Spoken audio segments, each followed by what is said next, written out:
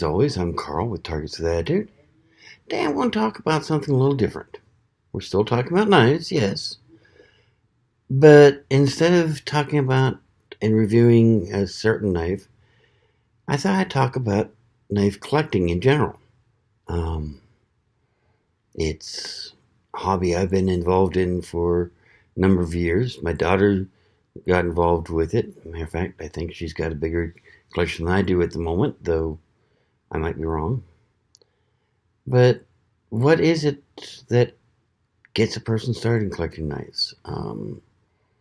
Could be a whole lot of different things. I know people that got started in collecting knives because their grandfather or their father gave them a knife and they fell in love with it and started wanting more like it. Other people used knives on a regular basis and ended up falling in love with them and started collecting them.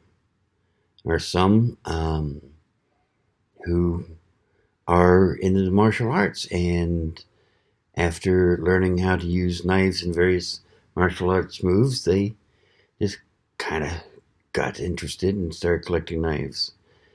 There's as many reasons to collect knives as there are people out there, and there's many ways to collect them. I mean, you can start off with just collecting older knives, like this one that belonged to my father. I really need to replace this, correct the spring on this, but it's just, Dad just owned it since I was a little kid, and it's a really beautiful little knife. I love it. I'm not even sure. It's impossible to read the writing on it anymore, so I don't even know what brand it is. I mean to put it under a strong magnifying glass to try to figure it out. But it doesn't really matter. Or maybe you're looking for some of the oddities, like maybe a Milan style stiletto. This one is actually from Italy. And again, it's just a beautiful, beautiful knife. I just love the red handle. It is in perfect working shape. The blade is gorgeous. Of course, I can't carry this most places. Contrary to popular belief, switchblades are not actually illegal here in South Carolina, but they are illegal to conceal, which of course puts you in a bit of a bind because you put this in your pocket and all of a sudden it's concealed.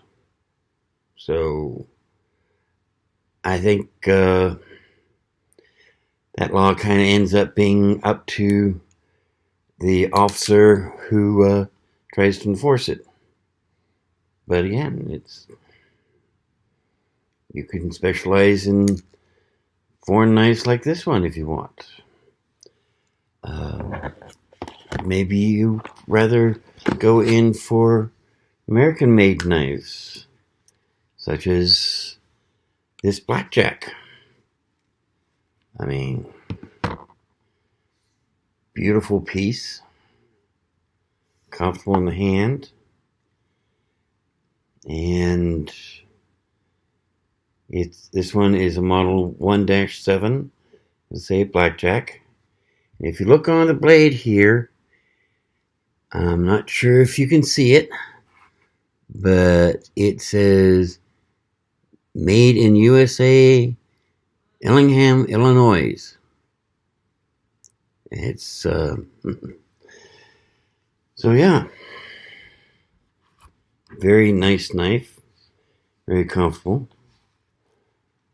Or maybe you want to specialize in sheath knives like this one or this one. This is let me make sure. Yeah, this is a Colt Jungle Jumper. They don't make Colt knives anymore.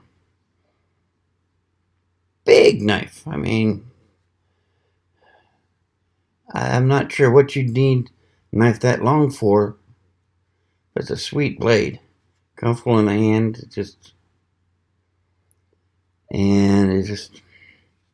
It's gorgeous. You could be that you want to collect a special type of knife.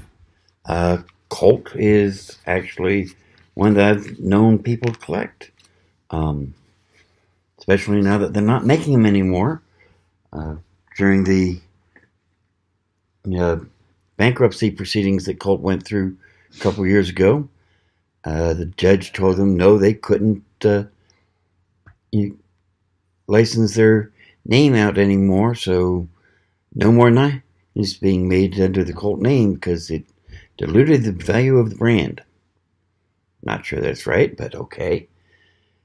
So, Case is probably the most popular. I mean, Case has been an American-made knife since 1917 or 1907, something like that. I have to look it up, but they've been around forever. Still made here in the U.S. Still one of the best knives out there. And that's one of the few books you can actually find is Price Guide on Case Knives, because there are tons of them. And it's amazing the differences that people look at. Just for a peanut, for example, the color of the handle, the size of the shield, etching on the blade, year it was made. All of these come into play on differentiate them. Or maybe you like to collect custom knives, like this one. This was made by a gentleman up in North Carolina. It's a GL Drew. Very sweet little knife. I love this. Nice wood handle, burl wood. 4 pins on the handle. He left some of the tool marks on the blade from where he forged it. Made a nice custom sheath for it. I love this knife. It's perfect. I mean, just love it. Or maybe you're into collecting something commemorative, like this one. This is a CRKT Lego. As you can see, it says it right there on the blade. And it's one of 150 made to celebrate the Blade Show of 2018. So, not an especially expensive knife. Not considering you can easily pay close to $300 or $400 for some custom knives, but only 150 of these were made. Some people will collect those. You might want to collect, maybe you're into Kershaw, like this AM4. Kershaw is a very well-known, very reputable company. They make great knives. I used to carry them as my everyday carry knife for years. Reasonable price, so you don't go broke trying to buy them like you would with WE or SE or even Case. But I also got to admit that they're not going to last as long as a WE or an SE or a Case. So maybe that's what you'd like to do. You can specialize in just one of any of these I named, or you can specialize in certain blade styles. Maybe you really like Bowies and you want to collect nothing but Bowies. Maybe you like sheath knives and want to collect nothing but sheath knives. Or you could be like me, I haven't met a knife yet I didn't like, except possibly for some of the Pakistani crap out there. Forgive me, but most of it is crap. A lot of people look at me and call me an accumulator instead of a collector. Well, maybe I am an accumulator, but I love my collection. Wouldn't give it up for a world. So who knows? Maybe you'd like to start collecting knives too. It's always possible. Look around. There's always something going on. Um, Not far from where I currently live is a little hole in the wall type store that advertises over 3,000 case knives. And they deliver on that. I mean, all they sell are hats and case knives. That's it. You walk in and you bump the wrong thing, you're going to have hats spilling every which way. You go around one aisle that you can barely walk through, especially if you've got wide shoulders like mine, and you see old refrigerator cases that they used to keep pop bottles in back in the old days in the 60s and 70s. That has been converted into display cases for case knives. The guy is amazing. You can find all sorts of knife collector associations. Here in the upstate there of South Carolina, there's the Palmetto Cutlery Club. They have a knife show once a year, sometimes twice a year. And it's small, but it's amazing what you can see there. This past year, I was checking out a man's collection of commemorative cases. He had, I think, like 22 different case knives, with each one with either a coin or medallion commemorating some specific event. Ronald Reagan, NASCAR. Another one is commemorating John Wayne. The knives were beautiful. You'll find knives that you never even knew were out there. Never saw, never heard of before. But you find them at shows like that. Go on the web. There's Facebook pages that are dedicated to knife makers and knife collectors. About the only thing you'll have troubles finding, unfortunately, are books on the subject. I'm a little disappointed. One book that was really recommended to me, Pocket Guide to Collectible Knives and Their Prices.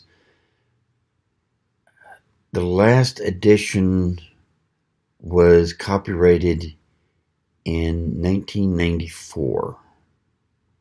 Supposedly there was one that was released in 2007, but that was the last edition. That's a lot of things can change in 11 years. Now, Blade Magazine puts out a knife book every year with the year right in the title, so you know whether you're getting the 2018 edition or the 2017 edition. And I love the book. I'll buy it every year if I can. But in all honesty, it doesn't cover production knives. You're not going to find blackjack knives or Randall knives or case knives in it. Or if you do, you're not going to find many of them. What you're going to find are basically a white pages of custom knife makers. So you can find knives like this one. If you want a knife from G.L. Drew, get the book. They'll tell you how to get in contact with him. You want a knife from Gil Hibbins, they'll have his contact information in there. Of course, you're going to pay out the nose for them. I think this knife cost me about $160. Well, actually, my wife, it's a gift she gave me. But you're going to pay a lot for custom knives like that. it's still handy to have because it talks about all the latest trends, talks about the various blade materials, handle materials, blade styles, new locks. It's definitely a handy book to have. It's just not going to help you figure out the prices for your knife collection. And it'll get you started. And there's 2 excellent magazines you can try. As I said, one was Blade Magazine. That's probably the foremost knife magazine out there. They're also the sponsor of the yearly Blade Show in Atlanta, and just this year they're starting one out on the West Coast. I have to look up where it is because obviously I can't afford to go out to the West Coast for it. I wish I could, but I can't. And there are other knife magazines that are out there. Just as an example, let me look real quick. If you go to Bing and type in knife magazines, and basically the only 2 dedicated strictly, 2 strictly dedicated to knives are Blade and Knives or Knife World. Both excellent magazines. Both will tell you a lot about what you need to know and definitely help you on your way. So enjoy. I hope you join me in this hobby. It's been fascinating. I hope it continues to be fascinating. And who knows? Maybe one day we'll run into each other down a blade show. Or maybe you'll find a knife I've never seen or heard of. Maybe I'll have one you want. Either way, come join me. In the meantime, I do have to get going, but this has been kind of a lengthy video, but I hope it's inspired you to check out this hobby and join me. In the meantime, you take care of yourself. May the wind always be at your back, sun never in your eyes. And as always, remember, if you're going to do something, no matter how small or unimportant it is, if it's worth doing at all, it's worth doing with attitude. See you now.